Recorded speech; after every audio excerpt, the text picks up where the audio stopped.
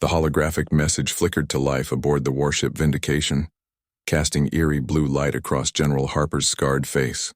The Galactic King's envoy, a reptilian creature with scales that shimmered like oil on water, sneered from across the void. "Surrender your fleet, human, or face the consequences. King Vraxis does not tolerate defiance." Harper leaned back in her command chair, one finger tapping against the armrest. Behind her, David stood at the tactical station, his jaw clenched as he monitored incoming signatures. They'd been partners for 7 years, since the first human colony had been burned to ash by Vraxis's forces.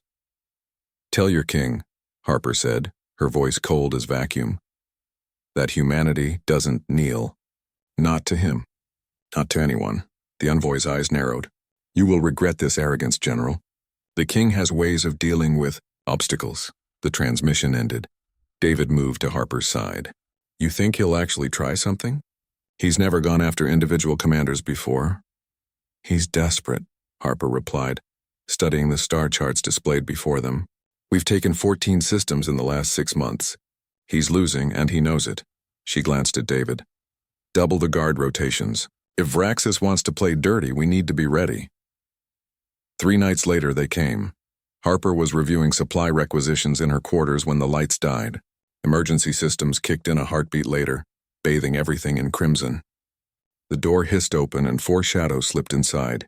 Krell assassins, their bodies augmented with cybernetics that made them nearly invisible to standard sensors. Nearly.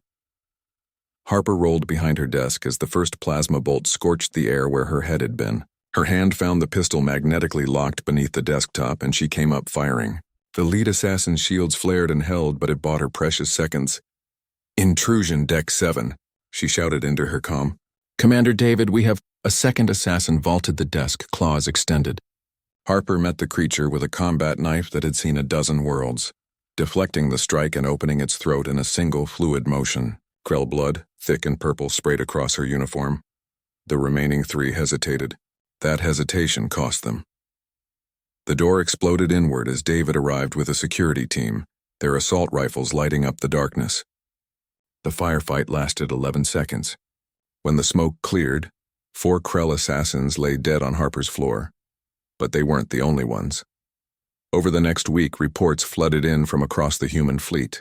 17 assassination attempts, 12 against Harper directly, 5 against other senior commanders.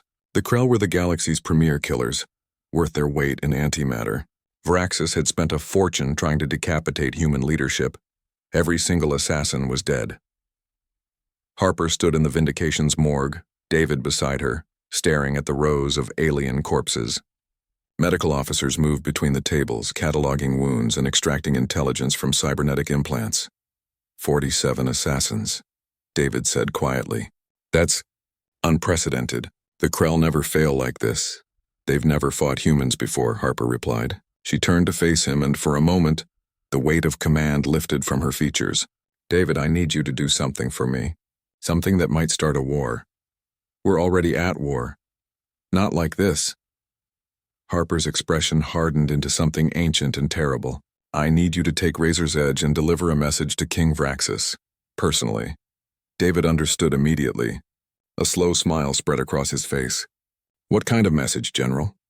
The courier ship approached the Vraxis throne world, broadcasting human diplomatic codes.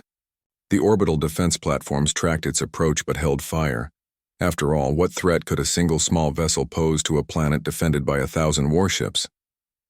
King Vraxis received the human envoy in his grand hall, a cathedral of crystalline arches that stretched toward the purple sky. The king himself was massive, a creature of chitinous armor and too many eyes, seated upon a throne carved from the heart of a collapsed star. David walked the length of the hall alone, his boots echoing on polished stone. In his hands he carried a sealed container 2 meters long and covered in human military insignia. "You dare come here?" Vraxis's voice boomed like thunder. "After your general rejected my mercy?" "General Harper sends her regards, Your Majesty," David said, stopping at the base of the throne. "And a gift." He opened the container. 47 heads rolled out across the pristine floor. Krell assassins, everyone, their faces frozen in death. But that wasn't what made the gathered courtiers gasp. Each head had been modified. preserved in transparent cases, and tattooed across their foreheads in precise galactic common script were the words, "Send more." The throne room erupted in chaos. Vraxis rose from his seat, his massive form trembling with rage, or perhaps fear. David remained perfectly calm. "The general wanted to thank you for the warm-up exercise. Her Marines were getting soft between battles." He smiled, and it was the smile of a predator. "She also wanted me to deliver a verbal message." "Speak," Vraxis hissed. "General Harper says that for every assassin you send, she'll return 2 heads, yours, and whoever you love most." David let that sink in. "We know where your mate sleeps, Your Majesty. We know where your offspring study. We know everything. Because while you were sending killers in the dark, we were learning, adapting, becoming what we've always been. The thing that ancient Earth's predators feared when they heard footsteps behind them in the night." David turned to leave, then paused. "Oh, and one more thing. General Harper wanted you to know, humanity doesn't assassinate. We declare war, we fight openly, and we win. But if you want to change the rules, we'll play by your new rules, and we'll win that way too." He left the throne room in silence. 3 days later, King Vraxis sued for peace. The ceasefire terms were harsh: reparations, territory concessions, and a permanent human embassy on the throne world. But Vraxis signed without hesitation. He'd spent 50,000 years conquering the galaxy. He'd crushed 100 species and broken 1,000 worlds. But he'd never faced anyone like Harper.